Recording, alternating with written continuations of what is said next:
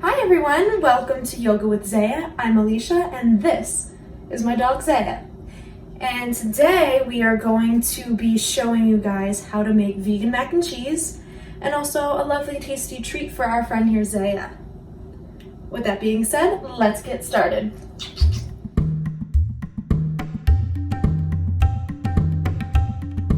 Please don't forget to subscribe to our channel and don't forget to click on the bell icon. That way you get notified every time that we post a video.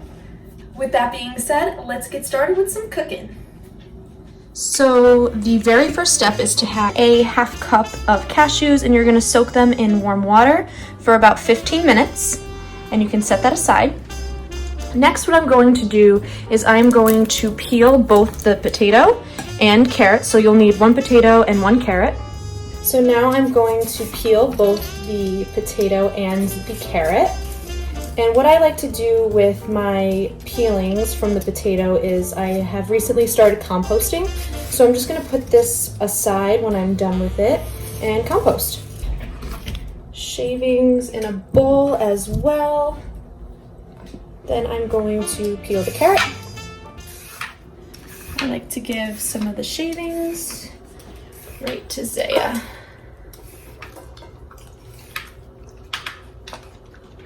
She loves the little tasty treat.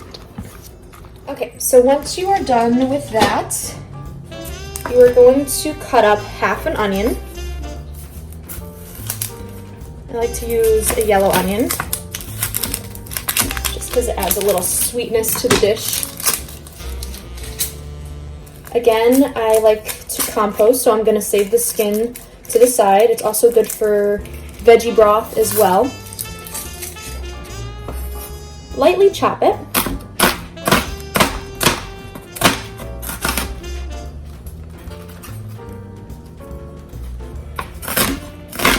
I go over it roughly and put it to the side. Next, I'm just going to cube my potato. This is an awkward shaped one. Because what we're going to do with the potato and carrot is we're going to boil it. I like to compost the top.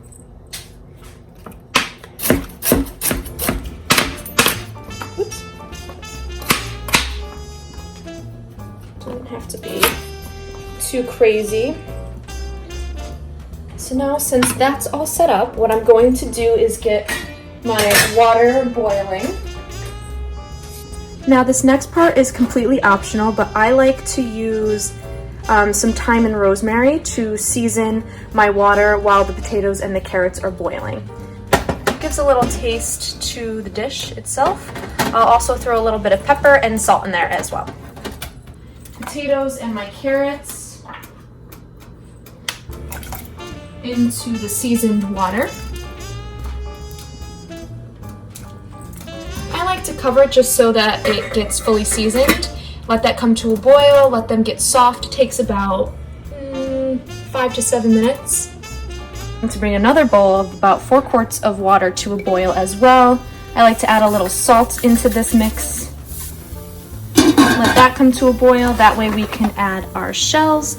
I like to use shells because it gets all nice and creamy on the inside, but you can use whatever you would like. You can use gluten-free pasta as well, which I have here, or you can use whatever type of pasta suits you.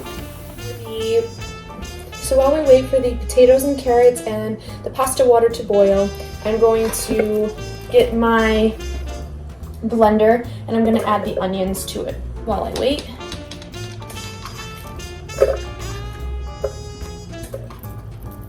And also 2 to 3 cloves of garlic, depending on how much garlic you would like to add. I'm a huge fan of Trader Joe's frozen garlic because they're nice and easy little pods. And then these plastic things are really cute to put little seedlings in. So I add 2. Then I like to put the seasoning that I'm going to be adding into the blender mix on the side. That way I can just kind of pour it in when it's all ready. I have a ½ teaspoon of salt and a ½ teaspoon of pepper as well. And I will also be adding some red pepper flakes to the mix. I kind of don't measure anything here. I add a few shakes, and then I like to add some at the end when the dish is done as a topping. Another ingredient that we will be using is nutritional yeast, and I like to add that into the dry ingredients as well before adding them to the blender. You're going to use 4 tablespoons of the nutritional yeast.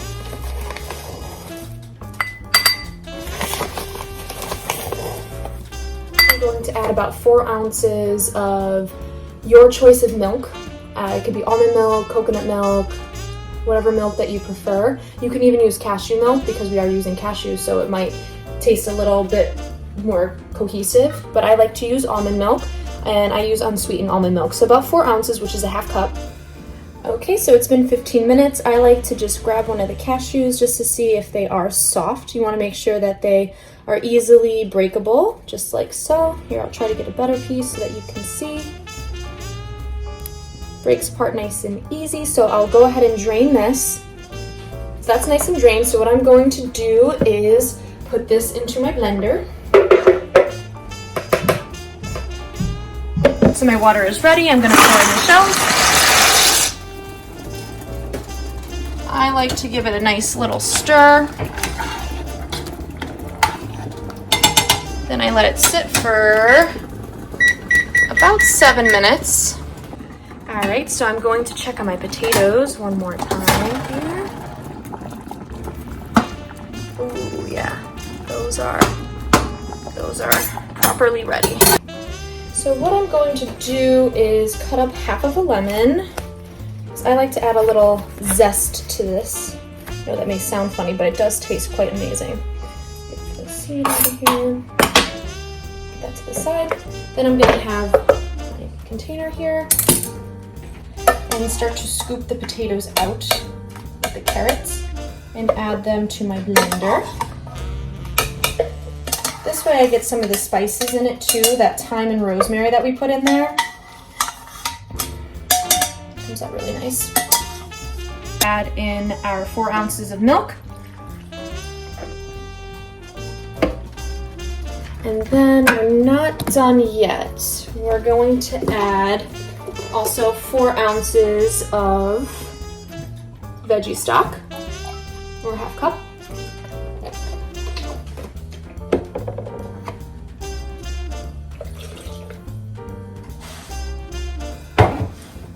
Like to add my little squeeze of lemon into the mix.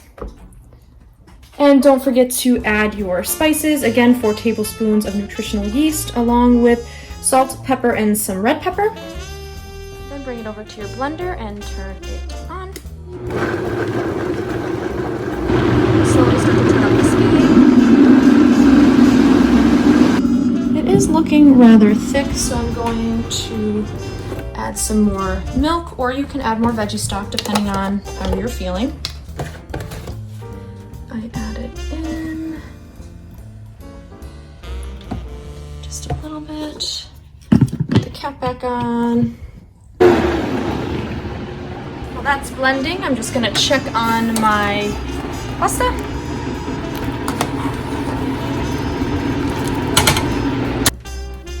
Okay, so as you can see, it is a little cheesy looking. I'm gonna give it a taste. It's quite good.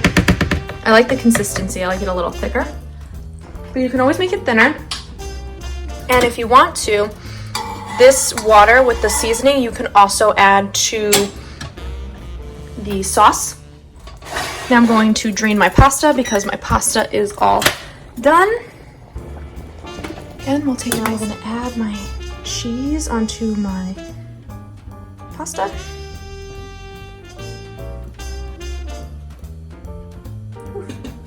It's a lot.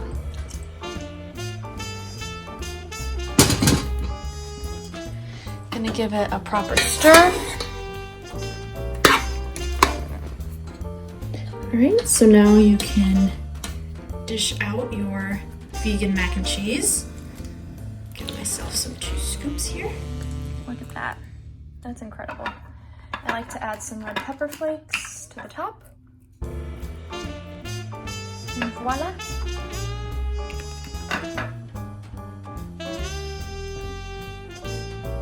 So I'm gonna get a mixing bowl. We're gonna beat together 2 eggs. I have 2 tablespoons of peanut butter. We're gonna be using a banana, half of a banana. We're gonna be using pumpkin pie mix. We're gonna use about 4 ounces, and then some cinnamon. All right, so now we're going to beat together our eggs. And we'll put these eggshells in our composting bin. Just mix these together. Perfect, set that aside. Then we're going to cut half of the banana.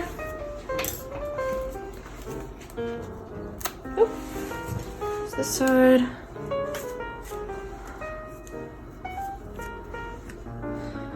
And you can also compost the banana peel. Just take the sticker off. I lightly just chop it, because then you are going to be mushing it. Okay, so in our mixing bowl, we have 2.5 cups of flour. You can use whole wheat flour. I didn't have whole wheat flour, so I just used some white flour.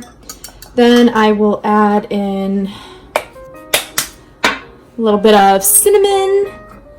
We'll add in our peanut butter.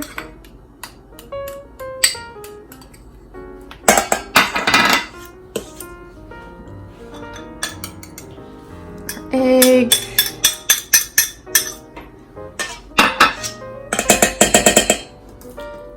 I am going to mush up the banana a little bit, just so that it has a better consistency. Add that in, plus that'll give the peanut butter that got stuck there into the pan. We'll set this aside.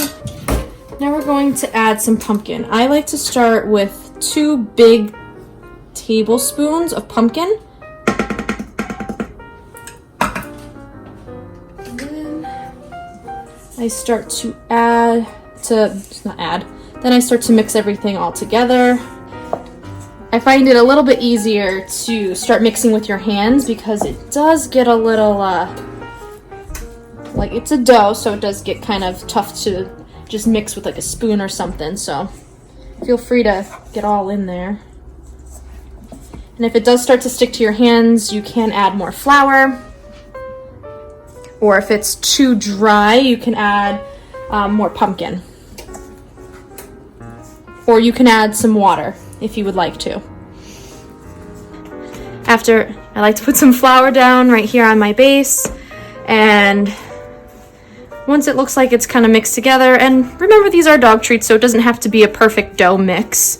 At least for me, I'm not too picky with it, but looks pretty good for me. So I'm gonna start rolling my dough out. So I'll start rolling it out. I like to make it about a 1/2 inch thick for my dog treats. That way they're not too thick, not too thin. I think that's good. All right, so this is about the thickness I would like. I do have a cookie cutter. I'm going to be using a heart cookie cutter. However, if you do not have a cookie cutter, you can always use a shot glass. That way you can just imprint and get a perfect little dog treat.